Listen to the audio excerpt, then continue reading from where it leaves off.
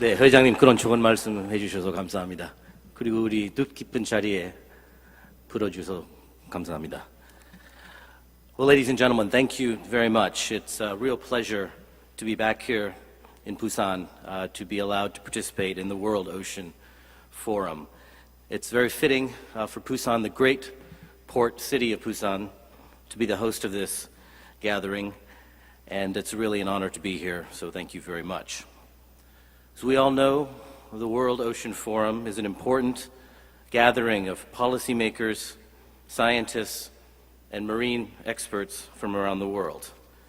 And thank you to the organizers, to the sponsors, to the Korean government for providing this opportunity to promote robust discussions on the challenges we all face in the oceans, as well as promoting greater cooperation among countries in the region and around the world. International gatherings such as this one are crucial for enhancing the prospects of maritime cooperation. Now, for our part, the United States strategy for advancing what we call a free and open Indo-Pacific incorporates and supports maritime cooperation among countries that adhere to the principles of a free and open region. Now, advancing a free and open Indo-Pacific is, for the United States, a whole-of-government effort built on a clear record. Where the United States engages, it yields partnership and not domination. Our strategy has three lines of effort: economic, security, and governance. Now, the economic pillar aims to promote sustained, mutually beneficial, and high-quality economic and commercial investment that conforms to international best practices for both transparency and debt sustainability. On the security front, our aim is to build a flexible, resilient network of security partners to promote regional stability, advance maritime security, ensure freedom of navigation and overflight, and address our shared threats such as transnational crime, piracy, and terrorism. Finally, we seek to build capacity for good governance and adherence to international rules and standards in order to help attract private sector financing for growth and development.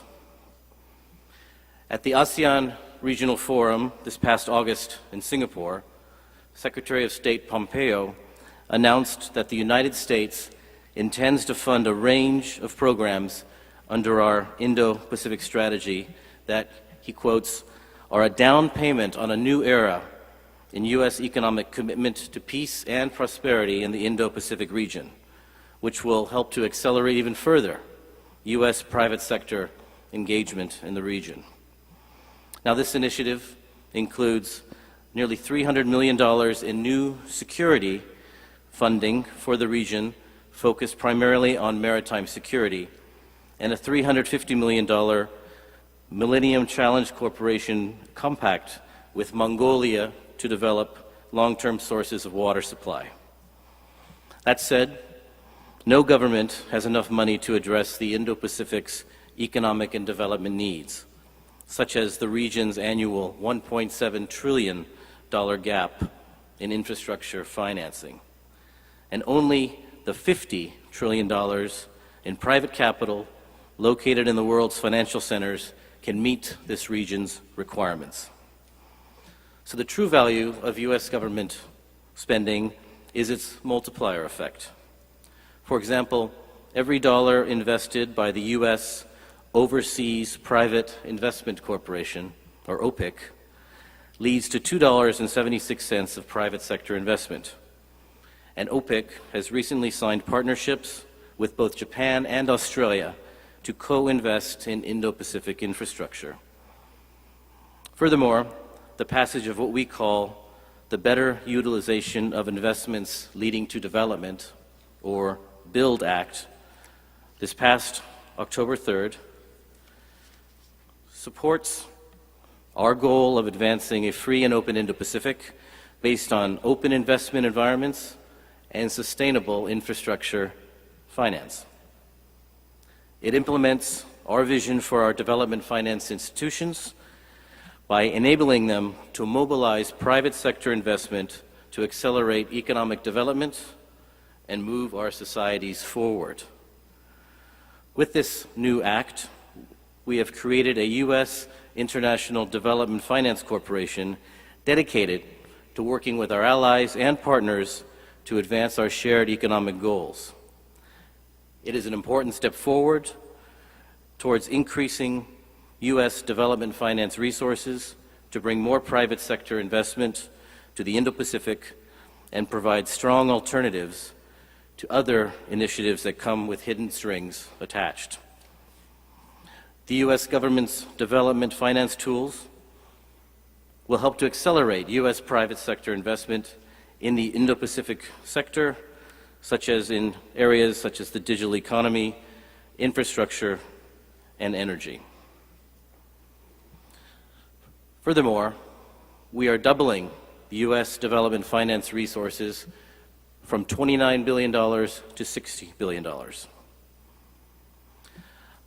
Another goal of ours in the region is promoting greater health security against infectious disease.